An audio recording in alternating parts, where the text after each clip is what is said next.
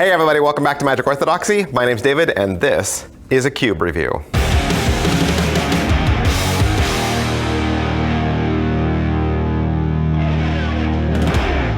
Hey, today we are going to look at the new GTS3M, the new GTS3 magnetic cube, and at the very end we're going to do a little bit of comparison, a little bit of side by side with the GTS2. Sound cool? Well, let's get into it.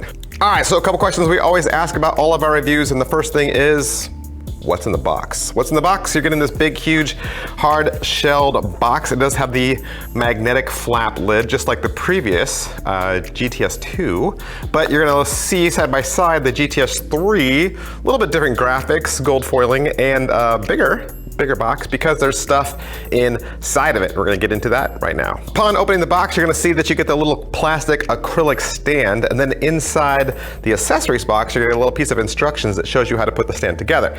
Now, weirdly enough, on one side of the instructions, it shows you to put the clear acrylic box over the stand.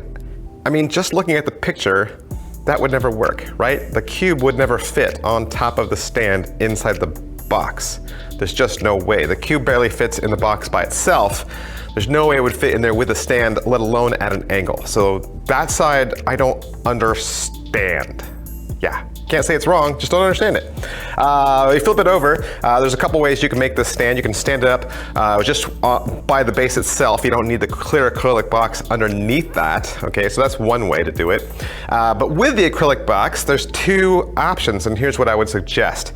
The first option I would suggest is use the clear acrylic box as a riser. So if you have your cubes all set up and you've got them down in front, you could have a front row and then a back row. Second thing you could do is, instead of using it solely as a riser, you could also use it as storage. So you could store another cube underneath, like as in display. You could display a cube below and display a cube above. And so that would be how I would use the clear acrylic stand. Second thing, you're gonna get an accessory box, which is a box inside a box.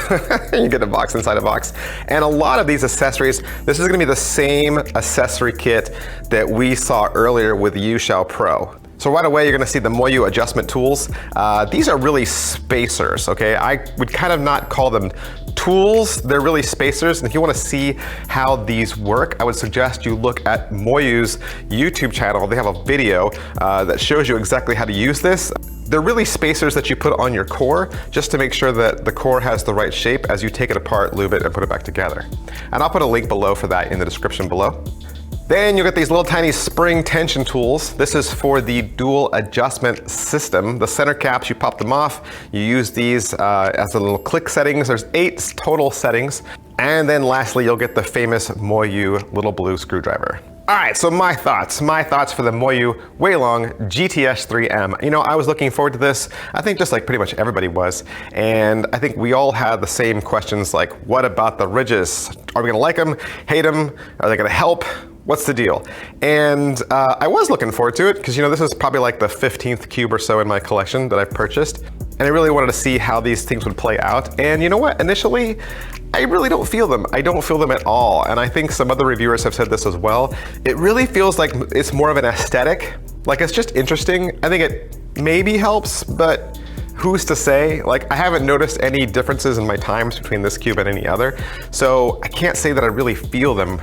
Maybe my fingers don't hang out on the ridges of the cube anyway during the way I solve. Maybe that's just me and my style, but I don't know that they help, hurt, hinder, or any other word that begins with H.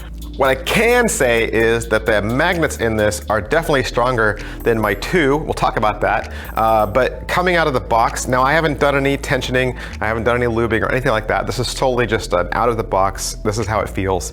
It's very light, it's very airy, it's a very dry feel, but it's a very fast puzzle. Very fast puzzle. Faster than the GTS2M, I believe, and I think that's because of the magnet strength. But the negatives, I would say, is it still feels toy-y. It feels toy-y. It feels light and springy. All right, so how does it compare to the GTS2M? And right off the bat, let me just say these cubes are both 55 millimeters and they both weigh 3.2 ounces. So there's no difference in size or in weight. So feel-wise, in the hands, they probably both feel the same. The GTS2M has been one of my favorites for a super dupes long time, and I probably have 3 cubes that I always go back and forth between. I don't want to say that I have one main that I only use. That's not true. I cycle through all of my cubes just so that my fingers don't ever get used to one per se. I like to kind of bounce around and try different things. So this is definitely in my top 3. The GTS2M always gives me smooth turning. It really gives me effortless turns, in fact. You don't see any resistance on this at all, but the thing I like about the GTS2 is it's very stable. I like the magnet strength in this one. I don't need the heavier magnets like the GTS3M, and I think this is a more controllable cube, whereas the 3M is definitely faster, definitely, but being an intermediate level cuber like myself, I will always sacrifice speed for manageability. So I like a cube that's a little bit more manageable, that doesn't overshoot. And so this thing is fluid. And I would say a second from my Gans Air, which is my number 1, this GTS2M is still my number 2. Negatives, I think the GTS2M out of the box is clicky.